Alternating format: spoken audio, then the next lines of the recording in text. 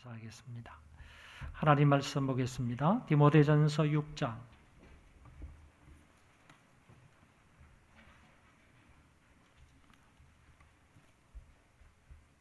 오늘 오후 2시에 재직회가 있다는 거 기억하시고 재직되는 분들 빠짐없이 다 참여해 주시기를 바랍니다.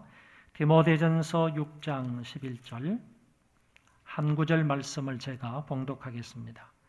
오직 너 하나님의 사람아 이것들을 피하고 의와 경건과 믿음과 사랑과 인내와 온유를 따르며. 아멘. 본문의 말씀을 보시면 하나님의 사람이라는 단어가 나옵니다. 이 하나님의 사람이라는 뜻은 하나님께서 직책을 부여하신 사람이다, 이런 의미를 가지고 있습니다. 이 말의 의미를 좀 더 확장해서 좀 더 넓게 해석을 하면 이렇습니다.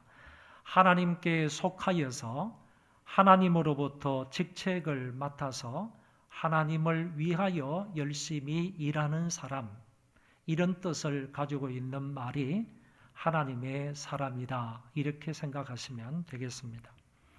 구약 성경을 쭉 살펴보니까 하나님의 사람이라는 단어가 어떤 사람들에게 적용이 되었는가 보니까 모세를 일컬어서 하나님의 사람이라고 했고, 다윗을 가리켜서 하나님의 사람, 그 외에 엘리야나 엘리사나 다른 선지자들을 일컬어서 하나님의 사람이라고 불렀습니다. 그런데 신약에서 이 용어는 디모데 전후서 한 번씩 나타나고 있는데, 오늘 본문인 디모데전서 6장에서는 디모데를 가리켜서 하나님의 사람이라고 말했고, 디모데후서 3장 17절의 말씀에 보니까 이렇게 되어 있습니다. 이는 하나님의 사람으로 온전하게 하며 모든 선한 일을 행할 능력을 갖추게 하려 함이라. 이때의 하나님의 사람은 디모데를 일컫는 말이 아니라 다른 일반 성도들을 가리켜서 하나님의 사람이라고 불렀습니다.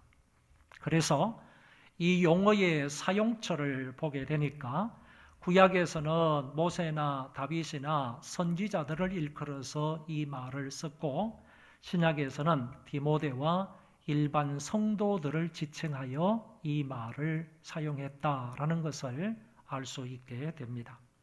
결국 이 말은 좁은 의미로 생각을 한다면 특별한 사역자들을 지칭하는 말이고, 좀 더 넓은 의미로 확장해서 설명을 한다면 초대교회 당시에 신실한 성도들을 일컬어서 하나님의 사람이라고 말했다는 것입니다.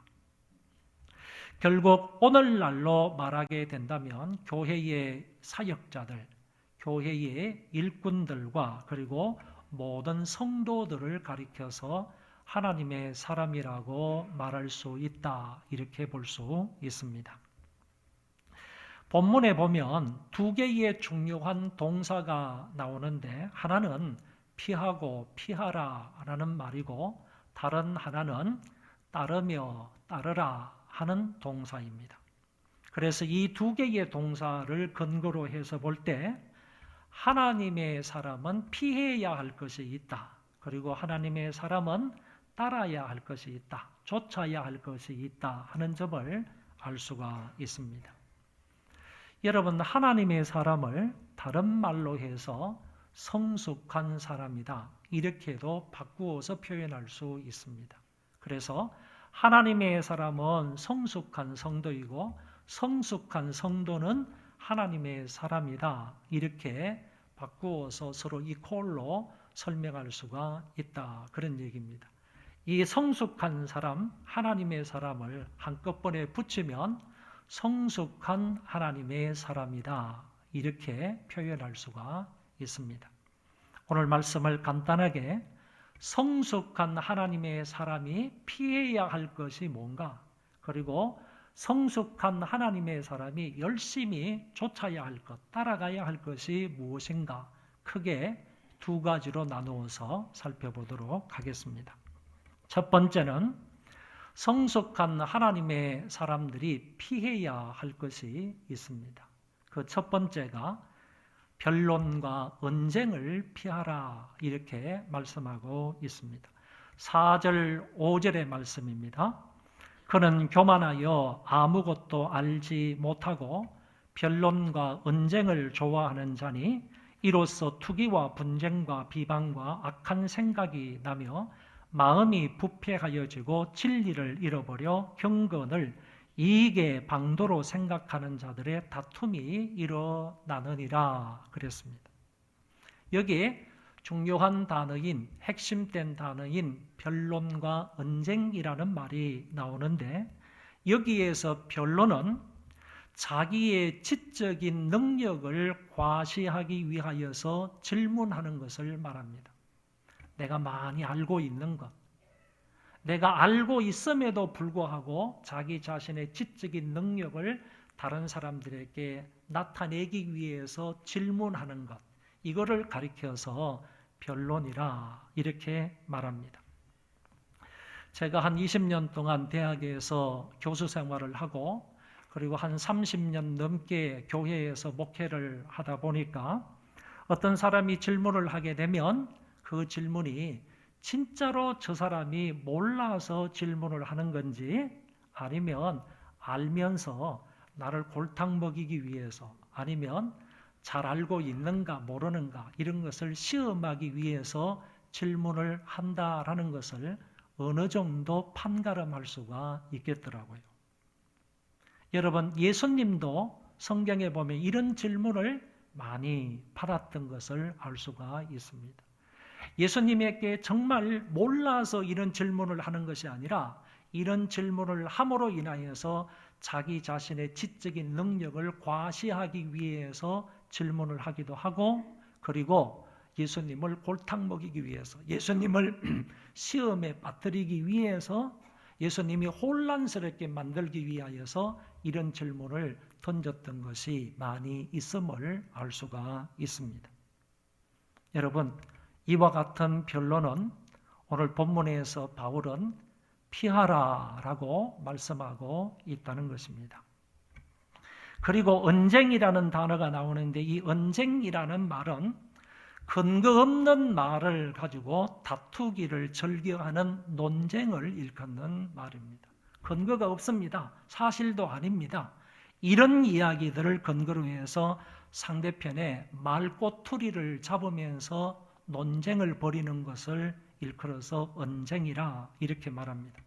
이거는요, 앞에 나오는 변론보다도 더 나쁜 행동입니다. 변론보다도 더 나쁜 것이 바로 언쟁이다라고 말할 수 있습니다. 근거 없는 말을 가지고 핏대를 세우면서 서로 말다툼하고 싸우는 것을 말한다는 것입니다. 요사이 TV 뉴스에 보니까 이런 사람들이 참 많이 나오는 것을 볼 수가 있습니다. 아니면 말고식의 논쟁을 하더라라는 것입니다. 가짜 뉴스, 전혀 사실이 아닌 것을 가지고 아주 힘있게 강조하고 주장을 하면서 그것이 아니면 말고 나중에는 사실이 밝혀졌을 때 아니면 말고시고 이 말고식의 문제를 말고식의 논쟁으로 그냥 가버리는 이와 같은 것들이 많이 있는 것을 보게 되더라라는 얘기입니다. 이런 행위는 오늘 성경에 보면요, 이단들이 좋아하는 것들이다라고 말해주고 있습니다. 이단들이 이와 같은 변론과 언쟁을 좋아한다라고 말하고 있더라는 것입니다. 거짓 선생들이 이런 짓을 하는 것입니다. 사이비들이 이런 짓을 하고 있는 것입니다. 그러므로 참된 교회 안에서는 변론과 언쟁을 하려고 하는 사람이 있으면 같이 어울리지 말고 오히려 그런 사람들을 피하라고 바울은 권면하고 있는 것입니다. 하나님의 사람이라면 이런 것들을 피해야 합니다. 성숙한 신자라면 변론과 언쟁을 피하여야 합니다. 중요한 것은 피하라라는 이 단어, 헬라어로 퓨케라고 하는데 이 퓨케라는 이 단어 속에는 의도적으로 피하라, 계획적으로 피하라라는 의미가 담겨져 있습니다. 교회 안에서 변론과 언쟁은 의도적으로 피해야 할 사항이라는 겁니다. 계획적으로 피해야 할 사항이라고 말씀하고 있습니다. 여러분들 마음에 이런 생각이 들면 피하셔야 됩니다. 여러분들의 입에서 이 변론과 언쟁의 의도가 있다면 그런 말들은 나오지 않도록 해야 합니다. 혹시 그런 사람들이 있을 때는 그런 사람과 장소를 의도적으로 피하라는 말씀입니다. 교회 안에서 행해지는 모든 회의에서도 마찬가지입니다. 그런 일에 참여하거나 동조하지 말라고 말씀하고 있습니다. 그러면 왜 이렇게 성경은 하나님의 사람들, 성숙한 신자들은 이런 것들을 피해야 한다고 했느냐? 왜 피하라고 했느냐 이런 얘기입니다. 성경에 보면 마음이 부패하여지고 진리를 잃어버리기 때문이다 라고 하셨습니다. 이런 것들을 피하지 않고 여기에 동참하거나 동조하거나 좋아하게 되면 결국은 거기 참여하는 사람의 마음이 부패하여진답니다. 그리고 진리를 잃어버리고 만다고 했습니다. 여러분, 마음이 부패하여지고 진리를 잃어버리게 되면 그 사람이 어떻게 되는 줄 아십니까? 결국 그 사람이 영혼이 죽는 거예요. 영혼을 망치는 겁니다. 그래서 여러분과 나 자신의 건전한 신앙 인격을 갖추기 위해서는 교회 안에서 변론과 언쟁을 피하여야 하는 것입니다. 아울러 우리 교회를 좋은 교회, 건강한 교회를 만들기 위해서라도 변론과 언쟁을 의도적으로, 계획적으로 피하여야 한다는 말입니다. 아름다운 신앙 인격을 갖추기 위하여, 그리고 우리 교회가 건강한 교회로 만들기 위하여서 변론과 언쟁을 의도적으로, 계획적으로 피할 수 있는 저와 여러분들이 되시기를 바랍니다.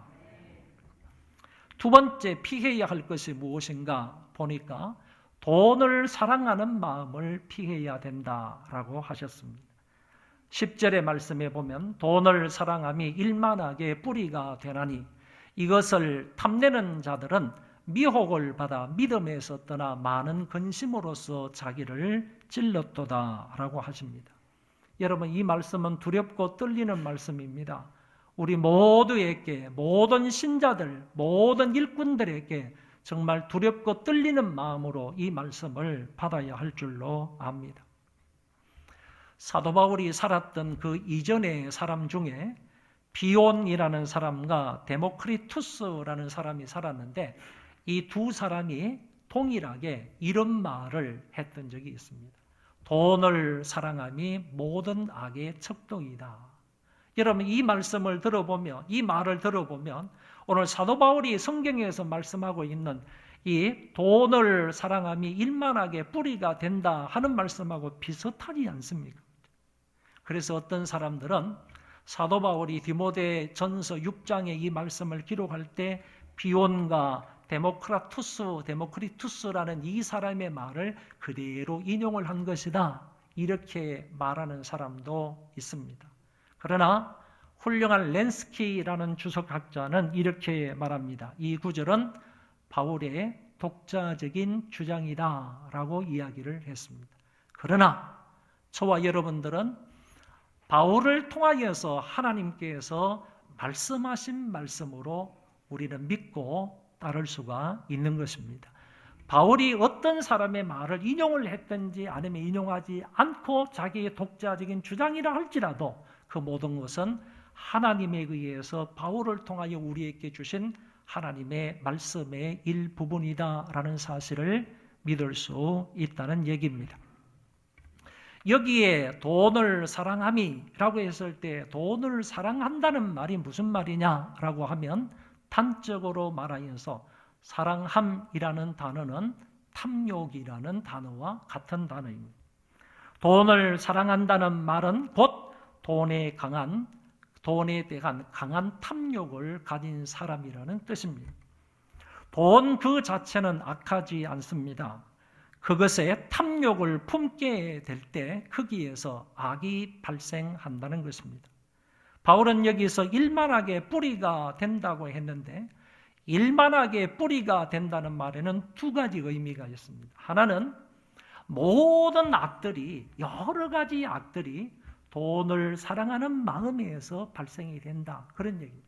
모든 악들의 근거를 따져 올라가면, 근원을 따져 올라가면 결국에는 거기에는 돈에 대한 탐욕하는 마음에서 발생을 한다, 이런 뜻으로 해석할 수 있고, 더 나아가서는요, 거기에는 반드시 극단적인 결과를 초래한다라는 의미입니다.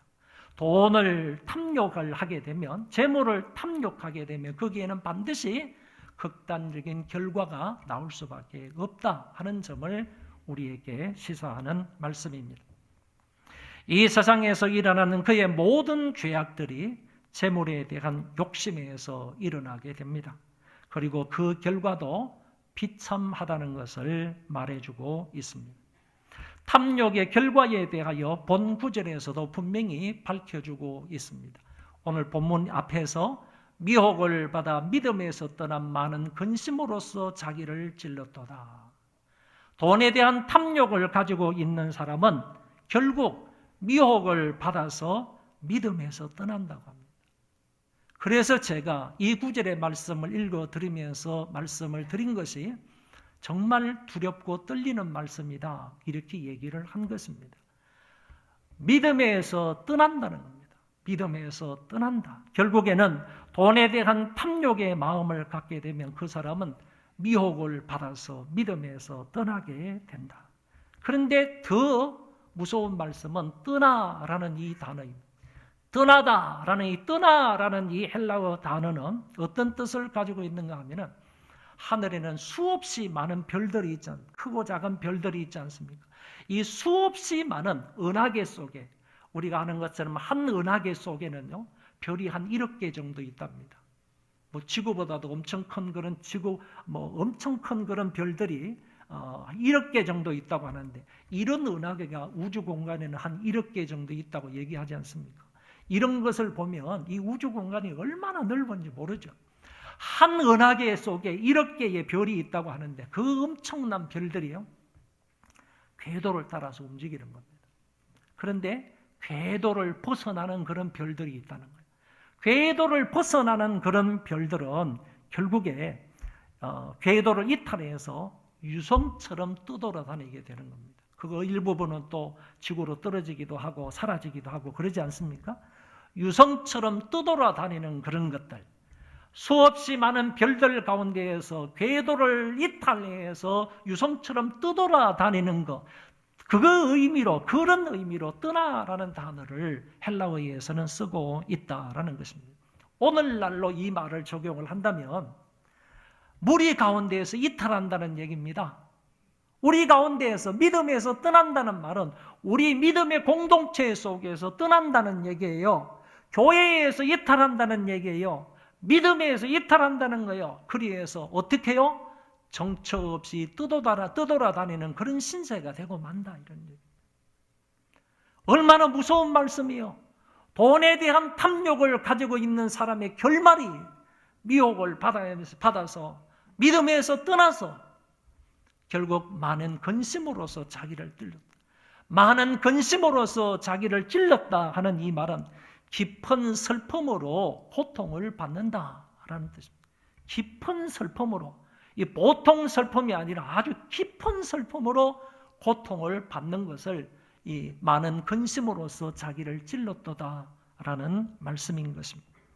결국 돈에 지나친 탐욕을 품은 자들은 신앙보다 물질을 더 관심을 갖게 되고 신앙을 잃고 방탕하게 될 뿐만 아니라 극심한 슬픔으로 고통을 받게 된다고 하셨습니다. 여러분, 돈은 중립적입니다. 돈은 우리에게 축복을 가져다 줄 수도 있고 저주를 가져다 줄 수도 있습니다.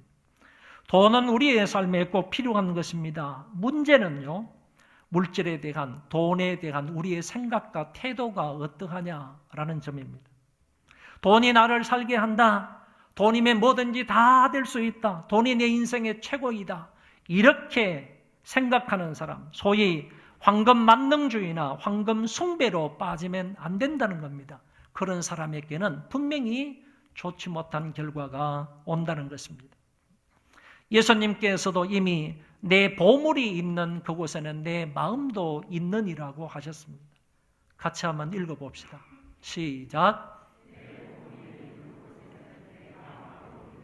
이걸 바꾸지 마세요. 이걸 바꾸지 마세요. 많은 사람들이 이걸 바꾸어서 이해를 하는 사람이 있습니다. 내 마음이 있어야 물질이 간다, 이렇게 생각하는 사람이 있는데 그게 아니에요. 물질이 있는 곳에 자기의 마음이 간다고 했습니다. 헌금을 하는데도 내가 어떻게 투자하는데 거기에 내 마음이 가는 거예요. 내 마음이 있는 곳에 물질이 따라온다는 얘기가 아니라 내 보물이 있는 그곳에, 내 물질이 가는 그곳에, 내 헌금이 가는 그곳에 내 마음도 간다는 얘기예요. 그러니까 주님의 이 말씀을 보면 정말 우리가 물질을 어떻게 생각하고 어떻게 다루어야 되는지 그걸 분명히 말해주고 있다고 봅니다. 또 보면 너희가 하나님과 재물을 겸하여 섬기지 못하느니라. 예수님께서 하신 말씀입니다. 하나님과 재물을, 물질을 겸하여 섬길 수 없다. 이 물질을요, 예수님께서는 하나님과 그의 동등한 위치에 놓고 얘기하시는 거예요. 물질을 섬기면 절대로 하나님을 섬기지 못합니다. 하나님을 하나님답게 제대로 섬기려면요, 물질을 섬기면 안 되는 거예요. 물질을 사랑하면 안 된다는 거예요. 겸하여 섬길 수 없습니다. 동등한 권위를 두고 섬길 수 없습니다. 그런데 오늘날 우리는 황금 만능주의, 이 황금 숭배주의, 이런 속에 빠져서요, 하나님도 섬기고 동시에 물질도 섬기려고 하는 사람들이 얼마나 많이 있습니다. 어떻게 생각하면 하나님 섬기는 일에 손해를 보더라도, 하나님 섬기지 못하는 일이 있더라도 이것만큼은 지어야 된다, 이것만큼은 얻어야 된다, 이것만큼은 내가 잡아야 된다, 이렇게 생각하는 사람들이 얼마나 많이 있어요? 우리 가운데 이런 분이 없나요? 재물을 섬기면요, 그 마음에는 하나님 섬기는 마음이 없는 거예요. 없는 거예요. 주님께서 분명히 이것은 겸하여 섬길 수 없다라는 아주 무거운 말씀을 우리에게 하셨습니다. 돈이나 물질에 대한 욥의 믿음을 저와 여러분들 좀 배웠으면 좋겠습니다. 이 욥은 동방의 큰 부자라고 했습니다. 보통 부자가 아닙니다. 한 지역의 부자가 아닙니다. 동방에서 큰 부자였다, 이렇게 말합니다. 그렇지만은 그는요, 황금 만능주의로 살지 않았습니다. 황금 숭배자로 살지 않았다는 것입니다. 돈 때문에 하나님을 섬긴 것이 아니라는 얘기예요.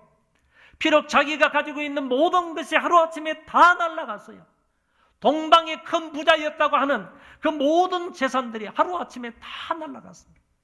그럼에도 불구하고 그는 오로지 하나님의 하나님 되심을 부인하지 아니하고 하나님 여호와를 섬겼습니다.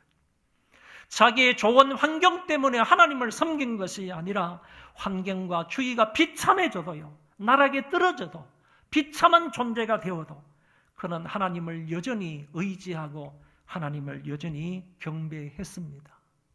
그가 이렇게 말합니다. 내가 모태에서 적신이 나와 싸운즉 또한 적신이 거리로 돌아가올지라. 욥은요, 물질을 자기의 생활 수단으로 쓰지 않았습니다. 자기의 생활 수단으로 썼지 목적으로 사용하지 않았습니다. 자기의 목적, 자기의 생활 목적으로 쓰지를 아니하고 단순히 살아가는데 하나의 수단으로만 썼던 것이 바로 욥의 신앙이었습니다. 여러분, 돈을 사랑하는 마음을 피하려면 하나만 잘하면 됩니다. 자족하는 마음으로 살면 됩니다. 나의 이 형편을, 나의 이 사정 속에서 자족하는 마음으로 살면 된다는 것입니다. 내가 비천에 처할 줄도 알고 풍부에 처할 줄도 알아. 모든 일에 배부르며 배고픔과 풍부와 궁핍에도 일체의 비결을 배웠노라 그랬습니다. 그리고 또 이런 사람의 기도도 우리가 생각해 볼 수 있습니다. 잠언서의 기도를 보면 나를 가난하게도 마옵시고 부하게도 마옵시고 오직 필요한 양식으로 내게 먹이시옵소서. 혹 내가 배불러서 하나님을 모른다 여호와가 누구냐 할까 하오며 혹 내가 가난하여 도적질하고 내 하나님의 이름을 욕되게 할까 두려워함이니이다. 너무 가난하게도 마옵시고, 왜죠? 내가 남의 것을 도둑질할까 싶으니까. 너무 부하게도 하지 마십시오. 하나님을 모른다 할까 두려워서 하나님 나를 적당하게 해 주십시오. 이런 기도를 잠언서 기자는 하고 있다는 것입니다. 욥과 같은 마음과 자족하는 마음을 가진 사람은 다음의 교훈도 새겨야 하는 것입니다. 우리가 세상에 아무것도 가지고 온 것이 없음에 또한 아무것도 가지고 가지 못하리니 우리가 먹을 것과 입을 것이 있은즉 족한 줄로 알 것이니라. 여러분, 이런 믿음으로 살되 돈을 사랑하지 않기를 바랍니다. 물질의 청지기 정신으로 살아가시기 바랍니다. 돈을 사랑하는 사람의 결과는 미혹을 받아서 믿음에서 떠나 많은 근심에 빠지게 되고 큰 고통을 당하게 된다고 하셨습니다. 돈을 사랑하는 사람치고 결국 잘 되는 사람을 볼 수가 없다는 얘기입니다. 다시 한번 말씀드립니다. 돈을 사랑하는 사람치고요, 잘 되는 사람 없다는 겁니다. 돈을 사랑하는 사람치고 재물에 대한 탐욕을 부리는 사람치고요, 잘 되는 사람이 없다고 분명히 성경은 말씀하고 있는 것입니다. 저와 여러분들이 진정으로 성숙한 하나님의 사람이라면 피해야 할 것은요, 변론과 언쟁을 피해야 되고 돈을 사랑하는 마음을 피해야 됩니다. 피해야 할 것을 의도적으로 피해야 할 것을요, 정말 계획적으로 피할 수 있는 저와 여러분들이 되시기를 바랍니다. 매일 매시마다 의도적으로 변론과 언쟁, 돈을 사랑하는 마음을 피하는 성숙한 성도들이 되시기를 바랍니다. 큰 두 번째, 이제는 성숙한 하나님의 사람이 좇아야 할 것이 있습니다. 따라야 할 것이 있는데 여기에는 오늘 본문에 보면 6가지가 나오고 있습니다. 간단합니다. 의와 경건과 믿음과 사랑과 인내와 온유라고 했습니다. 의와 경건에서 의라는 말은 간단하게 말씀을 드리면 하나님의 율법과 조화를 이루는 마음의 상태를 가리킵니다. 다시 말해서 하나님의 말씀 그대로를 따라가면서 살아가는 사람. 하나님의 말씀 그대로를 가감하지 아니하고 내 형편에 맞추어서 빼고 더하는 것이 아니라 하나님의 말씀이 있는 그대로를 따라서 살아가는 삶을 일컬어서 의를 따르는 삶이다. 이렇게 말씀해 주고 있습니다. 마치 교통신호등처럼요, 그 말씀이 하라고 하면 가는 거고 멈추라고 하면 안 하는 것이고 조심하라고 하면 조심하면서 살아가는 삶을 가리켜서 의를 따르는 삶이다. 이렇게 말할 수 있습니다. 그 다음에 경건은요, 하나님을 향한 경외심을 가지고 사는 삶을 일컫는 말입니다. 참된 경건은 자기를 지켜서 세속에 물들지 아니하며 고아와 과부를 돌보는 것이라고 야고보서는 말씀해 주고 있습니다. 참된 경건은 자기 자신을 잘 지켜서요, 세속에 물들지 않는 거예요. 세속적인 것에 내 마음에 물들지 않도록 하는 것이고, 이게 경건이라는 것이죠. 하나님의 말씀과 기도를 통하여서 내 마음이 세속에 물들지 않게 하는 것이고, 더 나아가서 우리 주변에 있는 어려운 사람들, 과부와 고아들을 보살펴주고 그들의 필요를 채워주는 이런 사람을 가리켜서 참된 경건자다, 이렇게 말씀하고 있습니다. 여러분, 그러니까 참된 경건이라는 것은 하나의 경건은 추상명사로 생각하기가 쉬운데 추상명사가 아니라 이거는 역동적이며 생명력이 있는 동사라고 표현할 수가 있는 것입니다. 다음에 나오는 믿음과 사랑은 우리 삶의 특성을 말해주고 있는 것입니다. 저와 여러분들이 기독교인이라고 한다면, 성숙한 신자라고 한다면 우리의 삶을 통해서 나타나야 하는 특성이 뭐냐, 특징이 뭐냐라고 할 때 그게 바로 믿음과 사랑이라는 것입니다. 여기에서 믿음이라는 말은 다른 단어로 이렇게 표현할 수 있습니다. 동의하는 거다. 믿음은 동의하는 겁니다. 그리고 믿음은 trust, 신뢰하는 것입니다. 믿음은 commit, 헌신하는 겁니다. 믿음은 obey하는, 순종하는 것입니다. 그래서 우리의 믿음이라는 것은 동의와 신뢰와 그리고 헌신과 순종을 말한다. 다시 말하면 하나님의 여러 가지 뜻에 동의하는 겁니다. 그리고 삼위일체의 하나님을 신뢰하는 겁니다. 그리고 전적으로 우리 하나님 앞에 나 자신을 헌신하는 거고요. 더 나아가서 아브라함처럼 하나님의 명령에 가감없이 순종하는 것을 일컬어서 믿음이다, 이렇게 말하는 것입니다. 이런 믿음을 목표로 하여서 쫓아가라. 그 믿음을 목표로 두고 우리가 따라야 된다, 이렇게 말씀하고 있습니다. 사랑은 다른 단어로 말하면 인내하는 것이 사랑이라고 했고, 친절한 것, 그리고 관용을 베푸는 것, 겸손한 것, 예의 범절을 잘 지키는 것도 사랑이라고 했고, 사욕이, 사심이 없는 것, 그리고 성내지 않는 것, 진실한 것, 진리를 즐거워하는 것, 이런 것들이 사랑이라고 성경은 표현해주고 있습니다.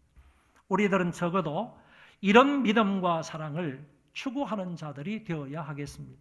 저와 여러분들이 정말로 성숙한 신자라고 한다면, 하나님의 사람이라고 한다면 이런 부분들을 열심히 따라가야 한다. 이런 부분을 열심히 쫓아가야 한다. 이렇게 말씀하는 것입니다. 그 다음 인내와 온유가 나오는데, 여기에서 인내라는 것은 기다리는 것을 말하고 시련을 참는 것을 인내라고 했습니다. 인내는 수확을 기다리는 농부의 태도에서 나타납니다.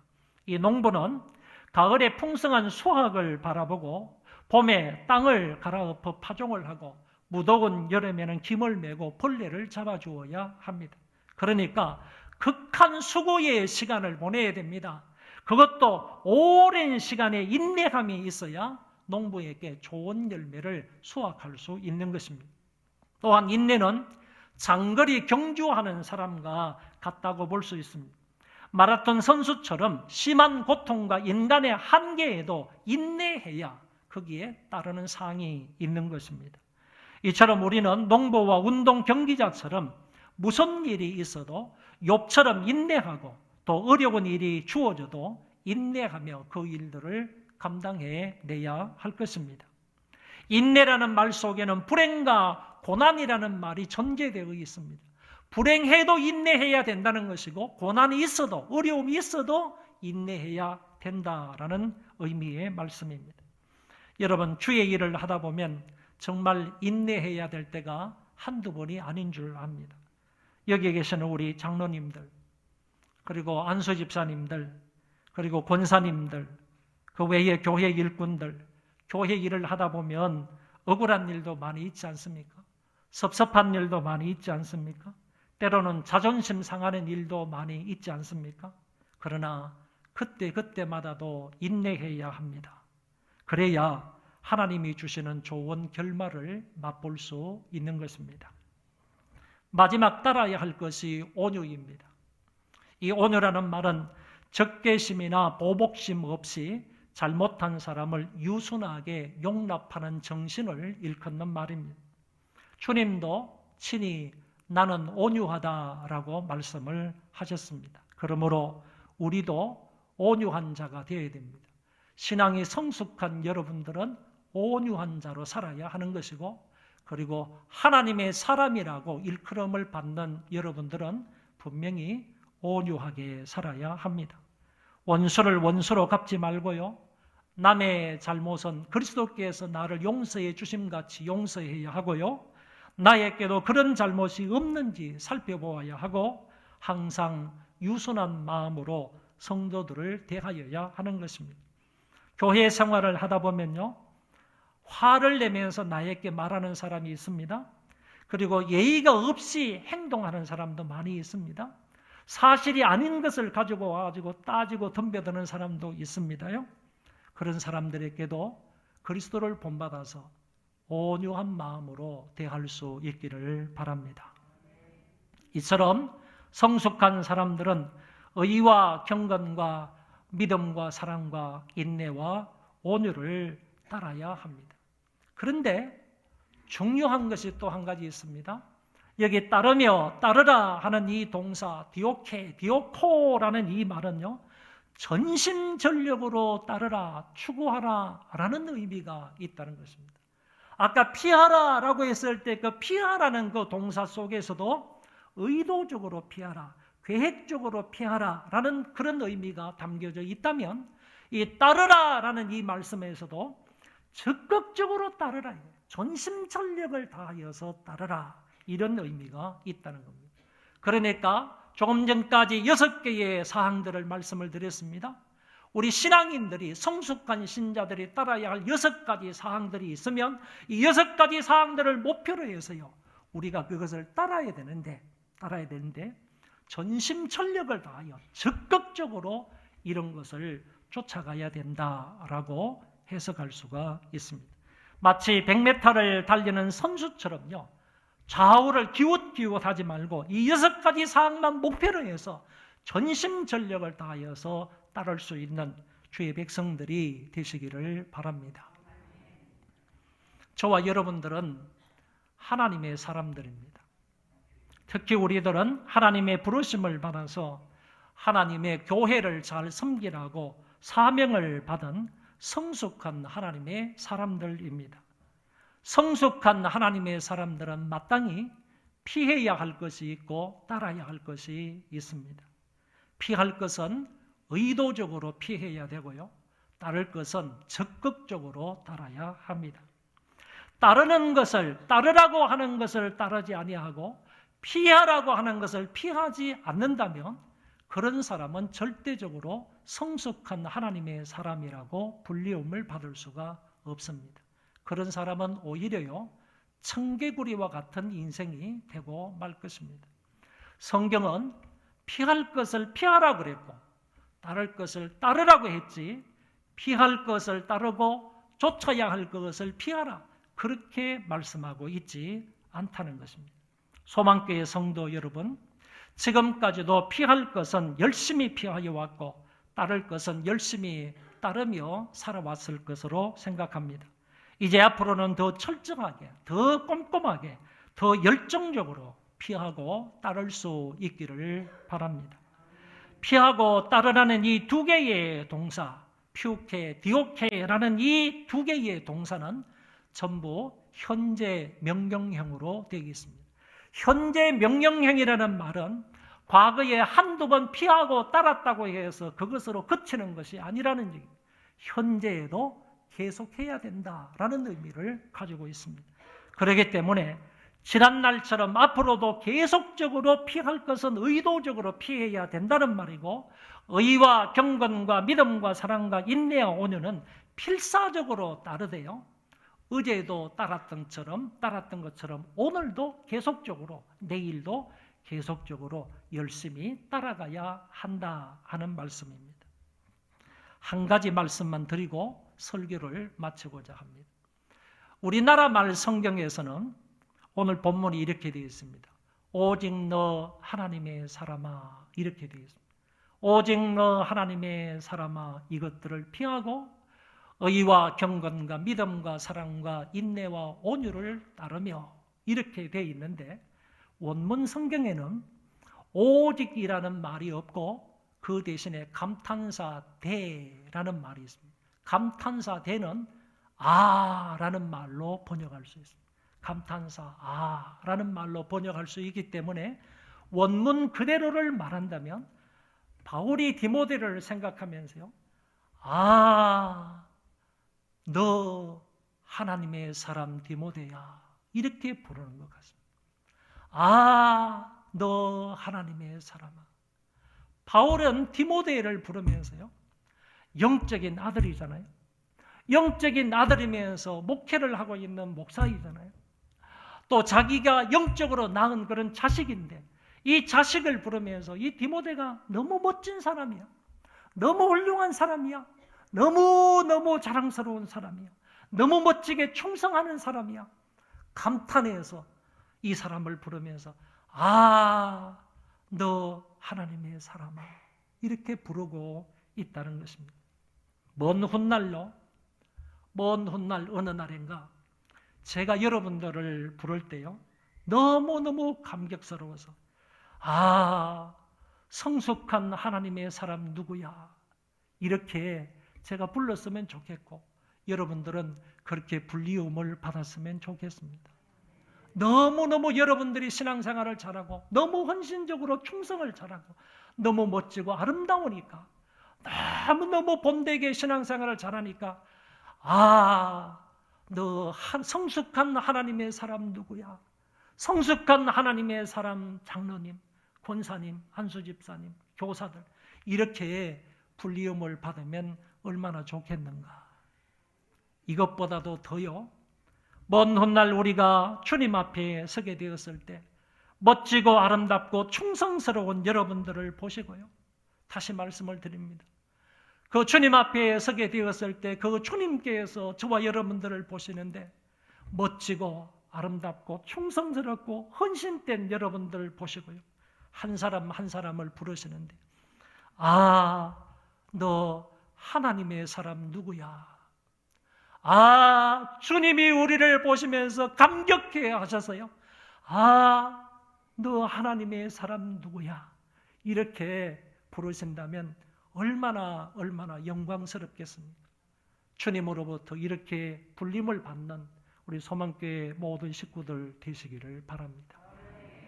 다 일어나셔서 찬송 부르겠습니다.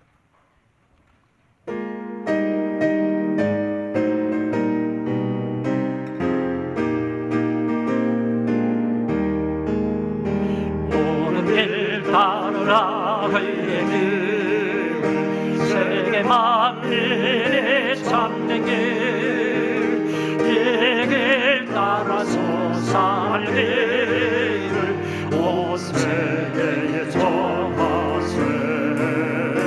만 백성이 나갈 길, 모든 밤 지나고 동든다. 하나님 믿고 와라 저기, 주 예수의 나라 이 땅에 모두 오겠네 오겠네.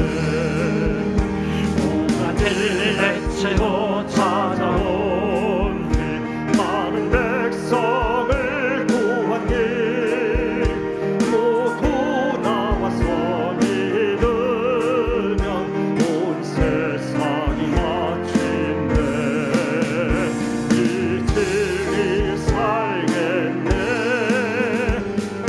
마음 짓고 동든다. 하나 믿고 와라 저기, 주 예수의 나라 이 땅에 곧 오겠네 오겠네. 4절 중간 부분에 보면 이 진리에 살겠네 그랬습니다. 여러분, 오늘 이 들은 이 진리의 말씀대로 사시기 바랍니다. 이 진리에 살겠네, 이 진리에 사는 자들이 되시기를 바랍니다. 여러분, 오늘 우리는 피해야 할 것이 있다고 했습니다. 따라야 할 것이 있다고 했습니다. 피하고 따라야 할 것을 잘 분별하여 하나님의 사람으로 합당하게 살게 해달라고, 이 진리에 살게 해달라고 함께 통성으로 기도하겠습니다. 하나님 아버지, 은혜를 감사합니다.